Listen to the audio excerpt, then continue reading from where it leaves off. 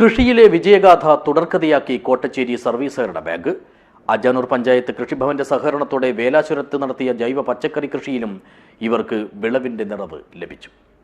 This news sponsored by Manual Silks, Mega Mall, Main Road, Kanyanad. Also at Kannur, Irati and Pattambi. സംസ്ഥാന സർക്കാരിന്റെ പച്ചക്കറി വികസന പദ്ധതിക്ക് കരുത്തും കരുതലും പകർന്നുകൊണ്ടാണ് കോട്ടച്ചേരി സർവീസ് സഹകരണ ബാങ്ക് മുടങ്ങാതെ കൃഷി നടത്തുന്നതും വിജയം തുടർക്കഥയാക്കുന്നതും.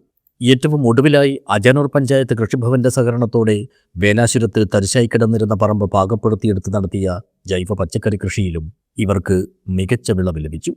3 മാസങ്ങൾക്ക് മുമ്പ് ബാങ്ക് ഭരണസമിതിയുടെ നേതൃത്വത്തിൽ ജീവനക്കാരുടെയും നാട്ടുകാരുടെയും കൂട്ടായ്മയിൽ ഇറക്കിയതാണ് ഈ കൃഷി.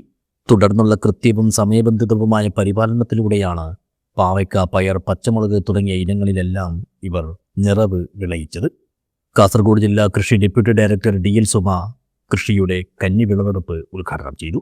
വിഷരഹിതമായ പച്ചക്കറി ഉൽപ്പാദിപ്പിക്കുന്നതിനും ജനങ്ങളുടെ ആരോഗ്യ സംരക്ഷണം ഉറപ്പുവരുത്തുന്നതിനുമായിട്ടാണ് ഇത്തരത്തിലുള്ള പദ്ധതികൾ ഏറ്റെടുത്ത് നടപ്പിലാക്കുന്നത്. ഈ വർഷത്തെ പ്രത്യേകത എന്ന് പറയുന്നത് പച്ചക്കറി ഉൽപ്പാദന യജ്ഞമാണ്. ആ യജ്ഞത്തിലൂടെ നമ്മൾ സാധിക്കുന്ന എല്ലാ സ്ഥലങ്ങളിലും, അതായത് സ്ഥാപനങ്ങളിലായാലും സ്കൂളുകളിലായാലും കർഷകരുടെ കൃഷിയിടങ്ങളിലായാലും പൊതു സ്ഥലങ്ങളിലായാലും എല്ലാ സ്ഥലങ്ങളിലും പച്ചക്കറി കൃഷി ചെയ്തുകൊണ്ട് ആരോഗ്യ സംരക്ഷണം ഉറപ്പുവരുത്തുക എന്നുള്ളതാണ്.